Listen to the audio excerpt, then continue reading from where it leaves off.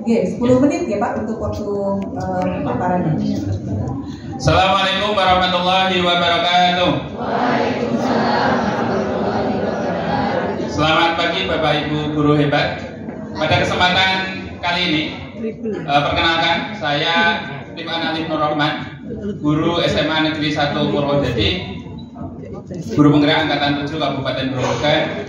Pada kesempatan pagi hari ini berbagi praktik baik tentang Merdeka Memilih, Merdeka Belajar. Strategi pemilihan mata pelajaran pilihan sebagai upaya meningkatkan iklim kebinekaan di SMA Negeri 1 Purwodadi. Perlu diketahui bahwa SMA Negeri 1 Purwodadi adalah salah satu SMA yang baru 2 tahun ini melaksanakan kurikulum merdeka, dan kami melihat bahwa ada potensi pengembangan di bidang kebinekaan dari pelaksanaan kurikulum merdeka. Jadi saya langsung saja karena mungkin akan ada banyak istilah, karena sebagian besar, mohon maaf, sebagian besar kan SD.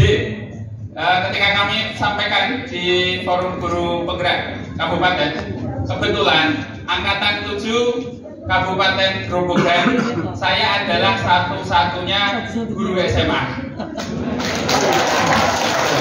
Jadi teman-teman kami yang lain untuk Angkatan 7 sejumlah 149, itu 145-nya SD. Satu guru TK, satu SMP, satu SMK, dan satu SMA. Ya, jadi memang menjadi tantangan tersendiri bagaimana kami merancang di pendidikan kemarin. Latar belakangnya adalah bahwa ada kesempatan untuk transformasi pendidikan dengan kurikulum merdeka yang fokus pada profil pelajar Pancasila. Kemudian harapannya setelah kami berbagi praktik baik ini, banyak terutama yang SMA, karena kami membangun sistem yang memang khususnya diberlakukan di SMA.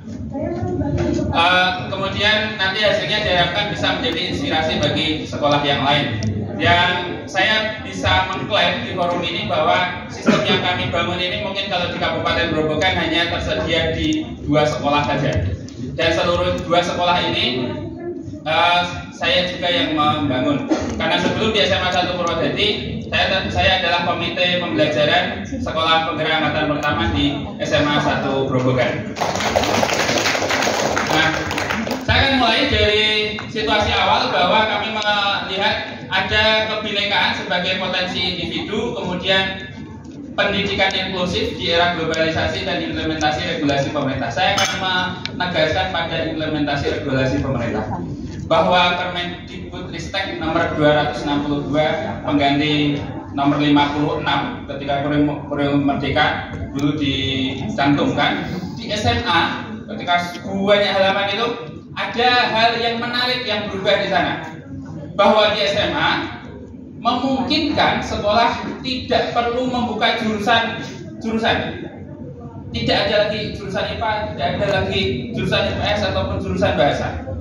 Bahwa sekolah boleh memilihkan paket-paket pembelajaran yang sesuai dengan bakat minat di sekolah, termasuk disusuli oleh Permendikbudristek nomor 48 tentang penerimaan mahasiswa baru, yang ada 2 mata pelajaran kunci yang menjadi dasar untuk SNBP, Seleksi Nasional Berbasis Prestasi. Nah, dari dua hal tersebutlah kami berupaya untuk mengubah tradisi lama. Tadi jurusan IPA, IPS, bahasa, demikian. Kalau di SMA 1 Purwodadi dulu ya hanya ada IPA dan IPS. Total rombelnya hanya 10, belum maksimal. Seperti teman-teman kami di Pati, banyak sekolah yang sudah maksimal 12 rombel gitu. Kemudian ini tadi kami sampaikan keputusan Menteri Pendidikan tentang struktur kurikulum fase F. Kemudian perubahan aturan SNBP yang awalnya 6 mata pelajaran di jurusan, kemudian setiap IPA nanti harus milih yang IPA, kemudian yang IPS ya harus milih IPS. 6 mata pelajaran itu sekarang hanya 2 mata pelajaran kunci yang bobotnya itu 50%. Dan juga kami kenalkan salah satu konsep baru, yaitu konsep moving class. Moving class di sini adalah kalau biasanya sekolah kelas SMA itu ya kelas 10A. Nah, kalau dulu di kurikulum 2006 ketika saya sekolah ya 10A, kemudian kelas 11 itu naik ke IPA atau IPS, kemudian di kurikulum 2013 langsung masuk ke IPA atau IPS, begitu seterusnya sampai lulus. Sedangkan ini untuk moving class kami buat 2 hari khusus, hari Rabu, Selasa dan hari Rabu untuk moving class sesuai dengan mata pelajaran peminatan yang dipilih oleh siswa. Begitu konsepnya demikian. Nah, tentu saja karena ini hal yang baru, implementasi kurikulum baru dengan semua aturan-aturan yang baru, kami mendapati tantangan baru mengkomunikasikan ini. Saya mengkomunikasikan ide ini sudah sejak bulan Oktober. Ketika saya P3K awal diangkat bulan Juli tahun 2022, pindah dari SMA 1 Grobogan ke SMA 1 Purwodadi. Seketika itu saya mengusulkan untuk program ini karena sudah dirancang di sekolah yang lama, di sekolah penggerak. Kemudian mengubah pandangan tradisional tentang jurusan. Ini juga menjadi kekhawatiran. Besok kalau yang jalur undangan gimana? Biasanya pakai nilai ini, pakai nilai ini, pakai nilai ini. Saat itu Permendikbudristek nomor 48 itu belum keluar. Karena memang begitulah cara pengembangan di kurikulum Merdeka sejak sekolah penggerak. Jadi wacananya keluar dulu, ramai, baru ada aturan. Begitu.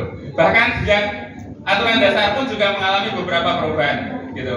Karena sekolah penggerak angkatan pertama cukup mengikuti proses-proses perubahan itu. Jadi menerobos batas yang mengubah paradigma jurusan itu menjadi hanya mata pelajaran. Nah, namun kami memiliki beberapa tantangan untuk melaksanakan ini, terutama tentang konsep moving class. Dengan pemetaan aset yang ada di sekolah, seluruhnya ada berapa ruang gitu.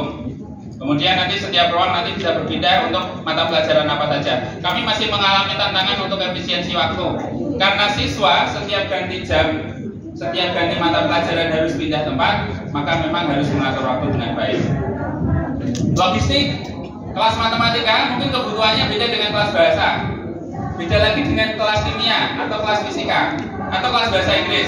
Nah, penempatan ruang-ruang itu juga menjadi tantangan tersendiri. Dan terakhir, kelelahan peserta didik, terutama 2 bulan terakhir yang suhunya sangat panas hari ini, harus pindah-pindah begitu, memang menjadi tantangan tersendiri. Apalagi kebetulan untuk kelas 11 di sekolah kami itu posisi gedungnya yang gedung lantai 1 dan lantai 2. Jadi jam pertama sampai jam ketiga di lantai 1, jam keempat 6 lantai 2, nanti turun lagi, baru naik lagi begitu. Ya. Sehingga formasi strateginya adalah membentukkan tim pelaksana, seluruh aset dipetakan mulai dari tim kurikulum, tim BK, wali kelas dan operator dapurnya, kemudian melakukan sosialisasi di awal. Kemudian guru BK melakukan asesmen. Biasanya guru BK melakukan asesmen itu di kelas 11 atau kelas 12. Sekarang harus memang mulai sejak di kelas 10. Pemetaan jam mengajar ini koordinasi dengan guru MBMP, karena di SMP maupun di SMA ada beban mengajar minimal 24 jam dan harus diatur jam mengajar bagaimana, kemudian melaksanakan angket pemilihan mata pelajaran. Selanjutnya setelah semua siap, kami siap melakukan sosialisasi kepada orang tua lewat komite dan juga pengawas sekolah. Hasilnya demikian. Ini contoh bagaimana kami memetakan ini kelas umum. Kelas umumnya 10A, tapi untuk kelas peminatan masing-masing siswa berbeda-beda. Jadi di hari Senin, Kamis dan Jumat siswa itu belajar di kelas umum. Ya, olahraga, agama, PKN, bahasa Jawa dan yang lain, ada total 8 mata pelajaran. Kemudian yang hari Selasa dan Rabu mereka berpindah-pindah, sehingga dalam hal ini siswa mengalami keberagaman dalam kelas, punya teman lebih banyak. Yang dulu di kurikulum 13 misalnya masuk ke MIPA 1 sampai lulus yang MIPA 1, temannya ya itu saja. Kali ini mereka punya kesempatan untuk berkenalan di kelas 10A, nanti mapel ini sama 10J, 11J, nanti dengan 11E, yang mungkin secara kesempatan itu kalau di sekolah nggak pernah bisa berinteraksi kalau pakai sistem yang sebelumnya. Ya. Dan tantangan pembelajarannya tentu saja adalah mengelola ekspektasi. Nanti begini gimana? Nanti begini gimana? Dan seterusnya. Dan pada akhirnya kami akhiri tentang bahwa kami bisa berhasil di semester ini, sudah sampai bulan Oktober ini, tinggal sedikit lagi, gitu. Ya, ini data pusaka yang kami gunakan sebagai dasar penyusunan dari ide ini. Terima kasih, mohon maaf atas kurangnya penyampaian. Saya cukupkan. Baik, terima kasih Pak Ridwan. Mohon maaf karena waktunya sudah lewat. Baik, selanjutnya monggo langsung saya ditanggapi Pak Wiono.